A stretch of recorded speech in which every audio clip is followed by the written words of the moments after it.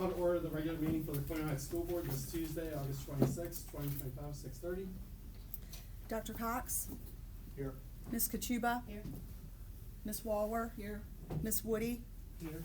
Mr. Neese? Here. Would you please stand for the Pledge of Allegiance led by Mr. Mike Nelson and remain standing for a moment of silence.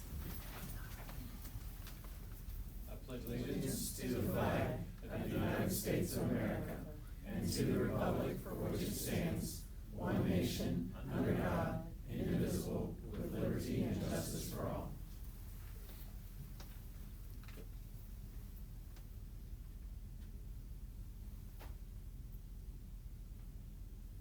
Thank you.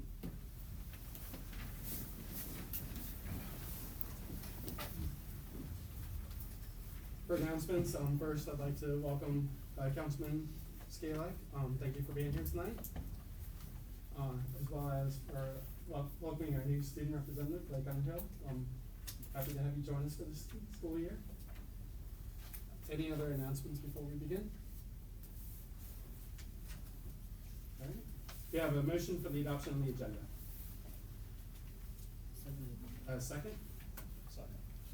Dr. Cox? Yes. Ms. Kachuba? Yes. Ms. Walwer? Yes. Ms. Woody? Yes. Mr. Neese? Yes.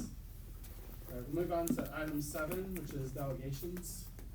Yes, we have our August Senior of the Month, Miss Ashley Pillai, and we'll have Mr. Nelson special presentation. We'll ask Ashley if you'll come forward and stand beside your picture this time.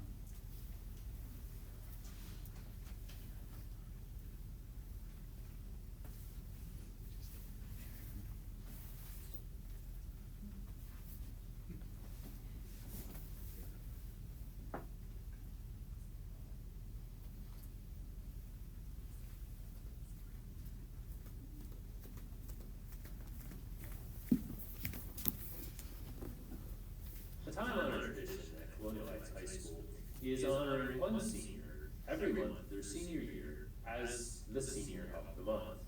This award and honor goes to a senior that has demonstrated not only academic success, but achievement in many activities, leadership, and serving the community and serving the school in a way that makes the school and community a better place to live, work, and learn. Our August Senior of the Month is Ashley Pillai. Ashley has been a dedicated Colonial all 4 years here at Colonial Heights High School. She is very involved in so many activities and is a dedicated student. In fact, she has taken so many dual enrollment and advanced classes, she is very likely to be one of our first students in many years to earn an associate's degree in May, along with her high school diploma. This is quite an accomplishment. Ashley's enjoyed many classes, particularly advanced government classes she's taken. She's also enjoyed journalism and so many other classes that have inspired her and challenged her about how to think about the world and how to give back. In terms of activities, Ashley has been a dedicated member of the tennis team all 4 years here at Colonial Heights High School and has improved her skill, made great friends, and advanced the girls' tennis program here at Colonial Heights High School. In addition, she is involved in so many activities from the Joy Club to NHS to Beta to numerous honor societies, but it's certainly in the Joy Club where Ashley has thrived. She spends many hours with community service projects, which is no surprise because she cares so much about making the world a better place around her. After graduation, with that associate's degree in hand, Ashley plans to attend a competitive university here in the Commonwealth of Virginia, get a great career based on her tremendous academics. Please join me in congratulating Ashley Pillai as our August Senior of the Month.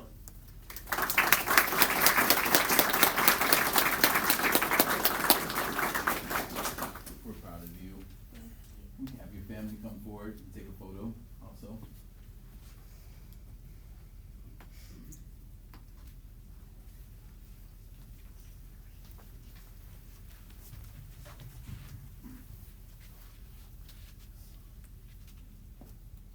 Ready?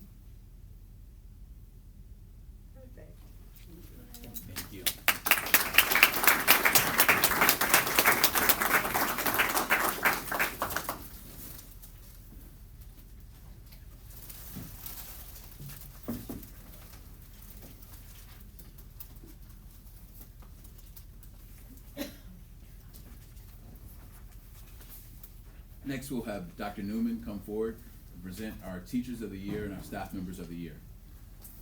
All right, thank you. We wanted to formally honor our teachers and staff members of the year tonight. One thing that's nice about this award, I think it's very important to note, these staff members and teachers of the year were voted on by their peers at their own schools, which I think makes it a very special award. We also want to acknowledge Ms. Jones from Lakeview, Ms. Harrison from the middle school, and Ms. Buffalo from Hussing. Could not be here tonight, but they also got this award as well. So I'm gonna call you up. You can get a little bag, you get flowers from Dr. Strickler, and you stand up here with a photograph of all the staff members and teachers of the year up front. So first, can I get Ms. Renee Best from Hussing?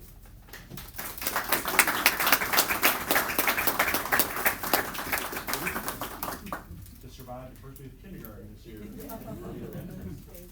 From Lakeview, our teacher of the year is Ms. Johnson. Ms. Johnson.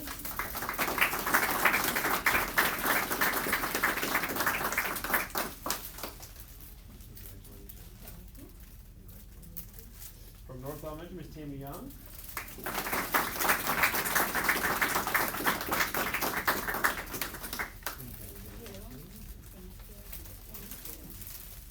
From the middle school, Mr. Chris Martin.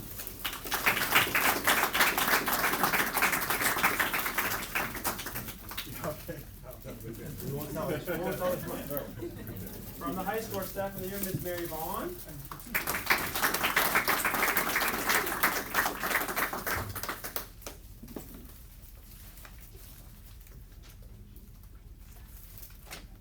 And from the high school teacher of the year, as well as the division teacher of the year, Mr. Dave Clifton.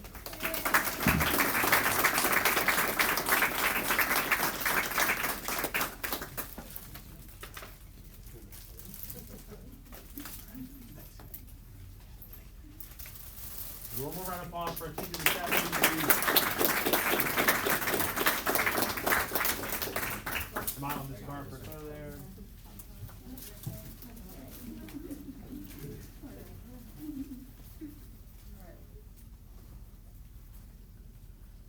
Perfect, thank you guys.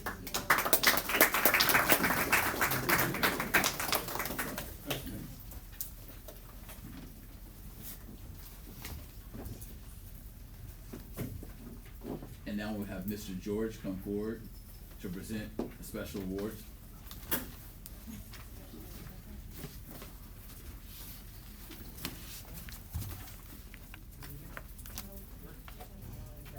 So, good evening. We do have two folks we'd like to recognize, this evening, and this is, we had two staff members, that had perfect attendance for the 24-25 school year, which is, definitely something to be celebrated. And it's no slight. We have a lot of, very hardworking staff members in Glen High Public Schools. It's really what sets us apart.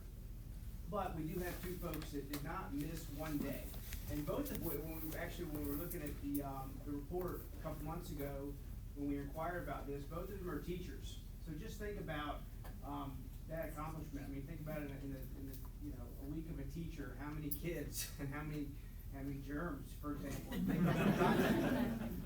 So it takes a little bit of luck, but it takes a lot of commitment. It takes a lot of dedication. I mean, to not miss one day of work is certainly something to be commended. So at this time, we'd like to recognize those two individuals. The first is Miss Cassie Damon. She's a math teacher at Colonial Heights High School.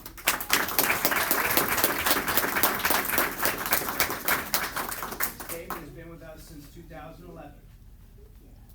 And then we also have Mr. Paul Purvis. He's an ESL teacher at North Elementary. So Mr. Purvis actually, we were talking about this the other day. Mr. Purvis, you may not even thought about this, but Mr. Purvis started with us last year. And he hasn't missed a day yet this year. So as of right now, his attendance with Colonial Heights Public Schools is a perfect 100%. So no pressure.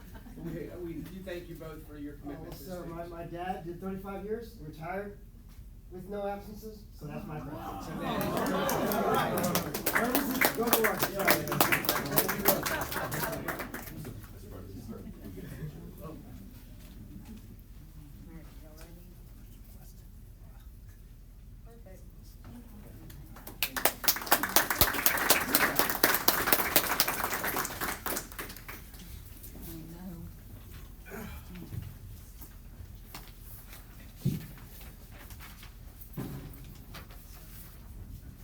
So item A is public comments. Members of the public may address the board. Any member of the public addressing the board shall approach the lectern, give his name and address in an audible tone of voice for the record, and address the board as a body rather than speak to any member. Unless further time is granted by the board, any member of the public shall address the board for a maximum of 5 minutes, regardless of the number of issues he desires to discuss. Jennifer Frazier.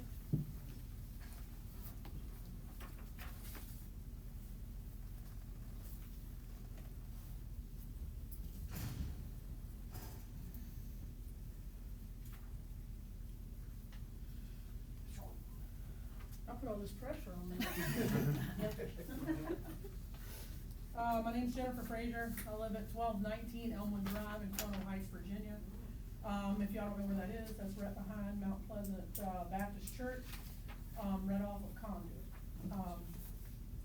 I appreciate all of you here, especially all you teachers out here and your commitment to the school system. I don't have any children in the school system here in Coronel Heights, but I did want to address the board tonight. Which I'm sure you may be aware that a developer is planning on asking for rezoning of the property adjacent to Elmwood Drive, between the Elmwood Drive and Temple Avenue. They are looking to rezone it to high density, which would, after speaking to the developer, his most recent revised plans that we were, privy to see was approximately 110 residents. Majority of those would be townhomes. Partial of them will be single-family homes. At give or take what, I'm not sure what the average in Coronel Heights is for students per household. Kind of what I saw was about 1.5. That would equate to about 165 more students to Coronel Heights schools. I think my concern would be transportation, how that's gonna impact the students that we currently have in Coronel Heights, and the classroom sizes, the resources, obviously the school teachers, and how that's gonna affect them doing their job with additional students. I think, and then how our police force and things like that are gonna be able to respond and take care of anything in traffic. So all that being said, I just wanted to let you all know, I'm sure you guys are aware or have had some maybe preliminary information on that. But at this point, that's kinda all we know, and we just wanted to kinda just start putting things out there. And then I guess the other concern would be for a lot of the students now that are in their designated elementary schools is it potentially could be rezoning those areas for each school. And so children will be in the middle of, hey, I'm at Tussing or I'm at here or there, and then maybe upheaved in the middle of all their education to go somewhere else. So, thank y'all for your time, and definitely thank y'all for what you do for the students in Coronel Heights. Thank you very much for sharing. Kim Tucker.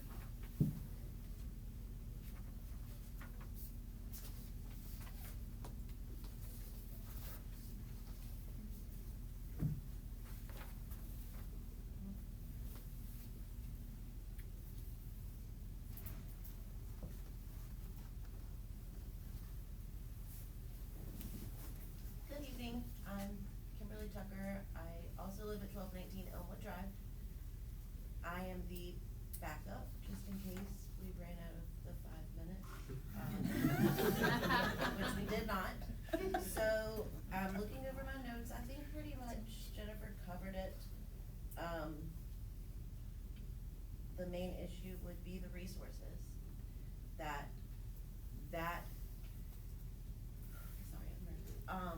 that many kids would have, the impact that many kids would have on the current school situation.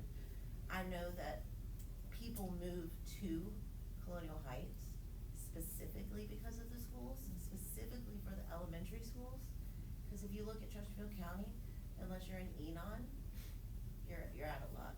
So we have a very good resource here, and to put it at risk for revenue, yes, the city needs revenue, but to what detriment? It also would hurt as a whole, I think, the city, besides just the schools, but I'm here just to speak about the schools. So, I appreciate your time, and that's it, thank you. Thank you for taking the time to come out and speak tonight. Amanda Mindtree? Minitry? Minitry. Everybody gets it wrong. Yeah, I'm coming up no notes, so bear with me. Like I said, no notes, and this is actually the first, school board meeting I've attended. You know, being a former student here myself and graduating from Colonial Heights, I wanted to come back home. My daughter just started kindergarten at Lakeview. And so a couple of things that I wanted to address, and just concerns, if these are things that are already in the works, or, that I have misheard, please let me know. But one, I know, cause I live 203 Homestead Drive in Sherwood Hills. And I know last week there was a massive issue with, a couple of the buses not arriving late, coming early, and we're talking about almost half an hour early to pick up students. What I've heard is that it's gotten better, but I'm kind of curious as far as what's been done to kind of rectify that situation, especially, like I said, when I was coming to school here, loved my bus driver, she was habitually late. But, so that was one concern. You know, we do car, drop off with our child, but I worry about the kids that are gonna stand out there, you know, in January, February, when it's freezing. I remember what those days were like, and I hated them. So I can only imagine, you know, for kids that have to walk, you know, down to those bus stops, you know, and, you know, that they're only having to wait 5, maybe 10 minutes, and the buses are arriving on time, and that they don't miss them. The other thing was that, you know, like I said, went to school here, loved it, learned so much, that's why I wear the scrubs. But I've heard and like I said, heard through the grapevine and done a little bit of research as far as falling test scores, in the past few years. Like I said, my daughter's in kindergarten, I'm not stressing so much right now, but when she starts getting to that point, it's what are those test scores going to look like? You know, I've always thought of Colonial Heights as the school for excellence. You know, that the bar is set this high. And I wanna see not only my own child, but every child, not just pass, but thrive and surpass all expectations. So from what my understanding is that this was kind of thrown around a little bit, you know, in the spring, like I said, first board meeting. So I'm kind of curious as far as what are kind of the steps that are being taken to ensure that, you know, we're achieving those higher pass proficiency rates on these state exams that, you know, and to kind of help propel us back, you know, further up the list with the state. Thank you. Thank you for your comments. So at this time, typically we do not respond directly about comments. I think we can follow up on a couple things within that. But I appreciate your commitment to the school and about staying in the community. Thank you. No more public comments. Moving on to item 9, the consent agenda. So first item is the school board meeting minutes from a special meeting of August 12th, 2025. And then item B is the annual policy review, of policy IGBC, parent and family engagement, and policy KPR, Title I district parent involvement. Item C, the 2025-2026 Special Education Advisory Committee, the 2025-2026 Health Advisory Board. Item E, the VSBA policy updates for May 2025 through July 2025, our second reading. And then item 2025-2026 designation of Colonial Heights Public Schools financial institution resolution, and item G, the 2026 after prom donation for $500. Do I have a motion to approve the consent agenda? So moved. Do I have a second? I second. Dr. Cox? Yes. Ms. Kachuba? Yes. Ms. Walwer? Yes. Ms. Woody? Yes. Mr. Neese? Yes. Alright, moving on to new business, we have under item 10, we have item A, which is the rental of school facilities. Yes, Chair, we're asking that the board waive the, facility use rental fees for the Heights organization.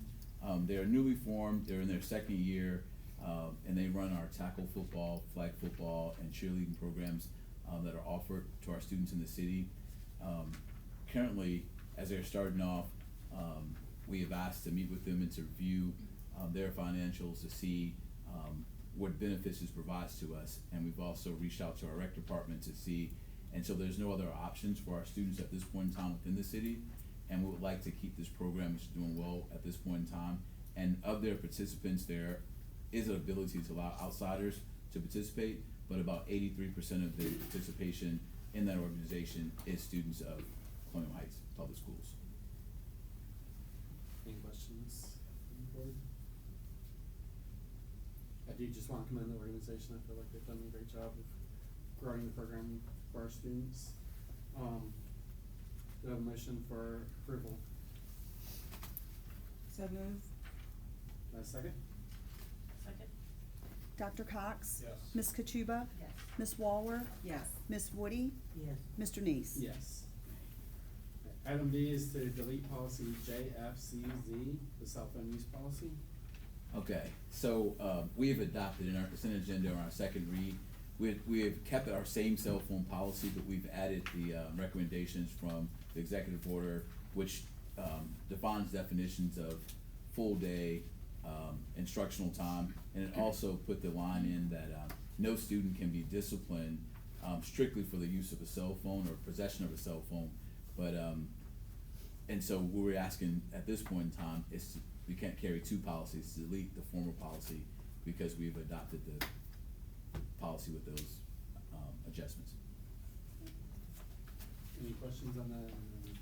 Had a chance to review it on it. Okay. Do I have a motion to delete the policy JFCZ, cell phone use policy? A second? Second. Dr. Cox? Yes. Ms. Kachuba? Yes. Ms. Walwer? Yes. Ms. Woody? Yes. Mr. Neese? Yes. Alright, moving on to item 11, the financial report summary for May, June, and July of 2025. So I think I'll have to take that. Melissa was here, our Director of Finance and Budget, but we apparently have a payroll issue that she stepped out to take care of. So, to follow what she normally covers, is you have your financial reports for, try to look and see what month this is, July. And it's the expenditures and revenues compared to budget. You also have the revenue listed in there for that month compared to budget. And you have check registers listed in there, and the payroll check registers. And also the capital improvement project reserve fund analysis. So if you have any questions, I'll try to answer them, or we can wait and get her back in here. And I was able to get my questions answered in our individual meeting. Is there any other questions before on the financial summary? Alright, do I have a motion to approve the financial summary for May, June, and July 2025? And a second? Second. Dr. Cox? Yes. Ms. Kachuba? Yes. Ms. Walwer? Yes. Ms. Woody? Yes. Mr. Neese? Yes. So we have nothing under item 12 for unfinished business, so we'll move on to the reports, starting with the Office of the Superintendent. Yes, I have two things. First, we have, Mr. Rob Ruxer here with the Colonial Heights Police Department. We've asked him to come forward. He's gonna talk a little bit about our SSO, our partnership that we have, memorandum of understanding with our police department. They were able to provide us with 5 school resource officers, and we're, as a board, employed one school security officer. And we just wanted Mr. Ruxer to come today and to, just to give us some information on the school security officer and their support as the police department for that. Thank you, and thank you for having me here tonight. The police department, we're excited about this new partnership with the schools.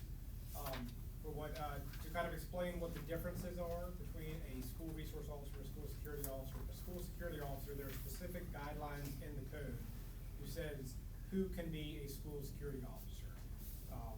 And the school security officer you guys are getting is former officer Scott Worley. These school security officers have been trained as police officers, go through the same academy that myself and Sergeant McCurry do, but they have retired from full law enforcement duty. They can then become full-time school security officers at the elementary schools or actually any of the schools by code. What they provide is additional level of security there. Now, there are some differences between a security officer and a resource officer. Those primary differences are a school security officer does not have enforcement or arrest powers. So he would not be able to write tickets, to make an arrest there. However, we fully support the school security officer. He will have a police radio that he'll be monitoring, and our dispatch will be monitoring as well. So if any incident comes up where they may need a full police officer, either one of our other school resource officers or a patrol officer from the street will respond to that school in order to assist him. He is armed, and that is provided through the police department, and again with a radio and equipment. He just doesn't have the full capabilities of a sworn police officer. Do you guys have any questions about it? Appreciate you coming tonight to share with the broader group on this. I know in the previous meeting, we've approved the role and the job description. I'll make sure that we're transparent with the community. This is a change. So definitely, if there's any concerns or anything like that, definitely would love to hear from community members, school members, about that. But I really appreciate the partnership with the police department, everything that you all are doing to support us. I think this is a really great move, to cover the security of our schools. Thank you. The next thing we have a video we wanted to show. Going back before school started, we had our CHPS on the road, which was organized by our family resource coordinator, Ms. Dana Barefoot. And we just wanted to show this video of the staff that she put together and the staff engaging with our families before the start of school. And we just wanted to, our last meeting was canceled, so we wanted to bring this back, and so you guys could watch this video here of that. And we appreciate all the help that we had with the staff.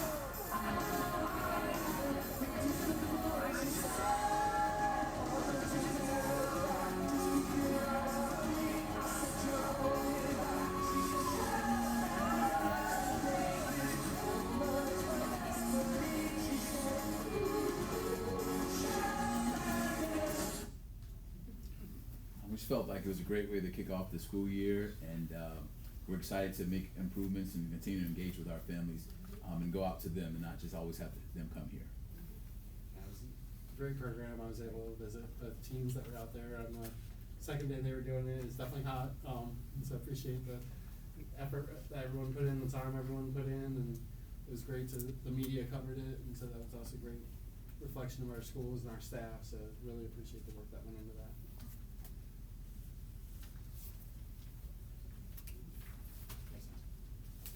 Office of Business Services.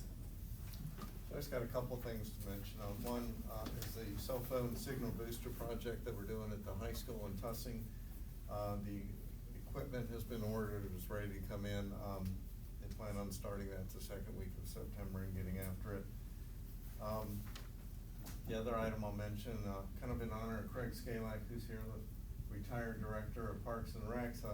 He was instrumental in helping with the city and the school board get the tennis courts renovated both at the high school and the middle school back in 2018-19. So in mid-September, we're doing some work on them to repair some minor cracks, resurface them, put new lines down and some new nets. So, you know, it's a thing that we need to do every 5 or 6 years, 7 years to make sure that we have some longevity in the investment that we made. The tech building HVAC project, we're in the final stages of that. Our staff had already installed 20 of the smaller through-the-wall units. We're still waiting on 21 through-the-wall AC units. They're the larger units, but the manufacturer has a delay until I think mid-November they're gonna be in. But it doesn't affect us at this point of cooling the building and heating the building. It's just we have a few things to wrap up, some fire dampers to put in, so that project should be completed pretty quickly. I think that's it for. Thank you very much. Office of Instructional Services. Obviously been a great start to the school year for all our teachers, working really hard to get things rolling here in the last week. But want to highlight, actually from last month's report, we didn't get to talk about, we had a successful summer school again this year. We had over 400 students in the summer school again rolling at all 5 sites, which is great for our kids. 2 things I want to highlight that was a really big success this year. For the second year, we offered both the Early Risers program, which is at Lakeview for identified students who are at risk, and that was worked with our OSS and our mental health grant. Those kids did academic support, but also got to do a lot of hands-on therapeutic sessions with teachers and staff. And it was a really, really great program for those kids to help them kind of keep that support going through the summer. And then also is our second year of offering our newcomers program for some of our ESL students. ESL teachers around the division in elementary identified some of their newcomers. Kids were brand new to us this last year and brought them in for a special intensive summer session with those kids. So kind of help building the community across the city, but also helping those kids get some really direct support across all grade levels. So successful summer school that we closed up with the graduation here at the end of July. Thank you. Office of Support Services. I'll just share. Our first Special Education Advisory Committee meeting is going to be on Tuesday, September 9th, starting at 6, and we'll have an in-person workshop on addressing behaviors conflict. Thank you. School reports. Well, like everybody, we're getting back into the swing of things. We're stop hitting the snooze button. We can get on up on our own now. We're working hard, but we are gonna play hard. So you are all invited to our first PTO event, September 3rd, back to school skate night. If you are brave, come on out. Well, we're working along too. Everything's rolling. We're getting ready to sort our kindergartners into their houses next week. We have launched a podcast at North Elementary School this year. So if you're on Spotify, you can find us as the North Starcast. We're focusing on family engagement and trying to get our families more engaged. So we've done Ms. Denoya was a guest speaker, and we've done an episode with our kindergarten teachers getting ready for kindergarten, and most recently with Michelle Harris about the special education process. So give us a listen. Having fun and exciting times at Tiger Nation. We're now wrapping up our preparation for our 50th anniversary. We're gonna have it earlier, but we don't want to rush, so we pushed it back. It'll be late October. Save the date will be going out. We're trying to contact all of our retired teachers and our former Tigers as well. do really wanna, show justice to the 50 years of service we provided. Thank you. Good evening. At the middle school, we are off to a great start. Our first football game is tonight. A lot of the rest of our sporting events are amping up. We are getting our clubs and activities started to try to get those students involved. But on the first day of school, a sixth grader was in the hall and I asked, "How's your day going?" He said, "I thought it was gonna be a really nervous day, but it's actually been great."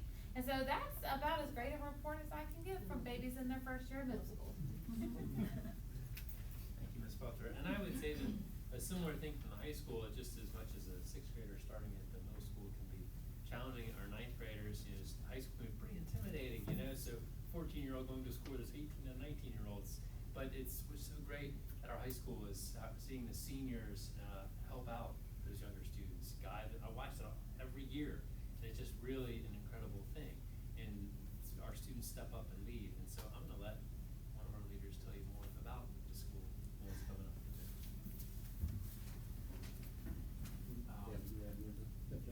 All right. Good evening, everyone. Overall, things are going pretty well. As you all know, school just started last week. So not much has happened yet, but there are some exciting things happening this week. To start, starting this morning, we've been having like a mini club fair in like our media center and collaborative spaces. So to get more students, especially like the younger, like the freshmen, sophomores, get them more involved in like all the clubs we have to offer at the high school. Additionally, this week marks the beginning of our officially fall sports and their matches.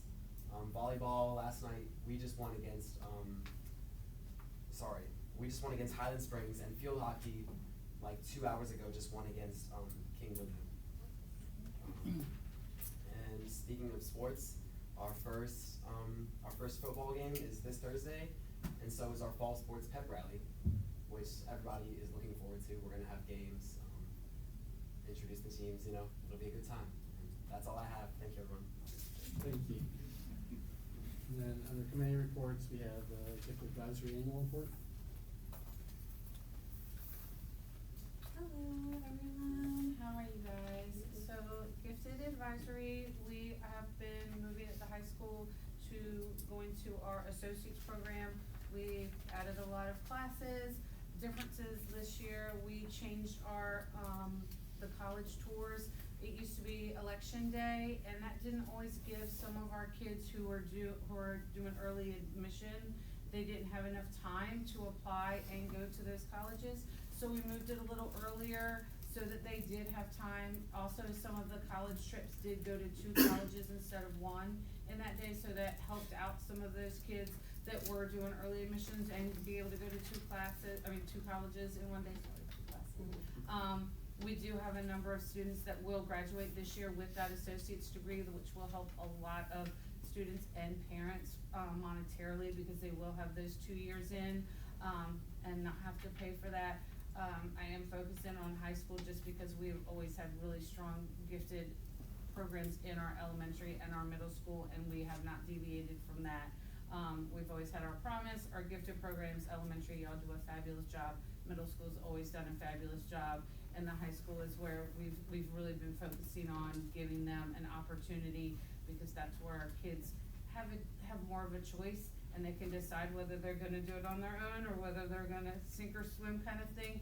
And the kids really have risen to the occasion. As Blake has said, they do have an opportunity this week to join the clubs, to volunteer, and they do have more opportunities this year more than ever to really get involved in service learning as well as doing just the academics.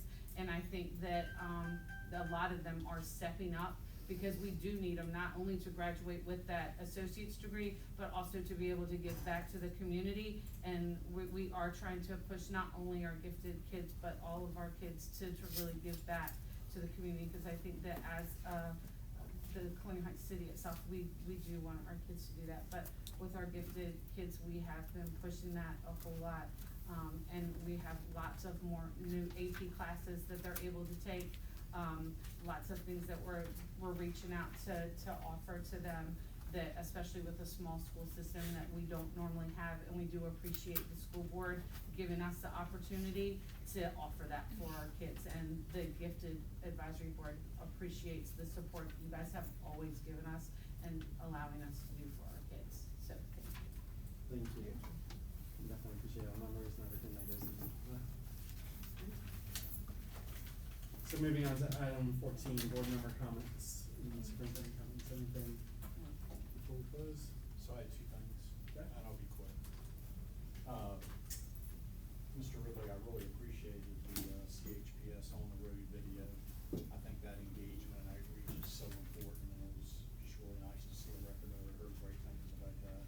And then I just wanted to thank all of our teachers, staff, administrators on a successful start of the school year. We really do appreciate everything that you do, and we really look forward to a successful year. Thank you.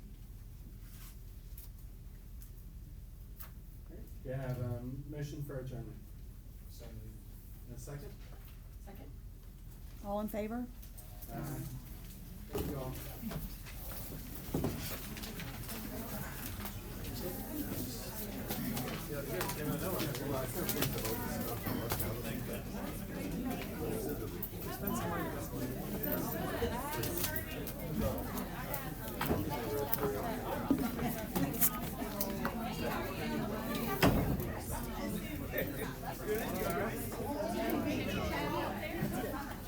Troy said he had no clue about the financial report, so that you would send an email to him. Dr. Newman.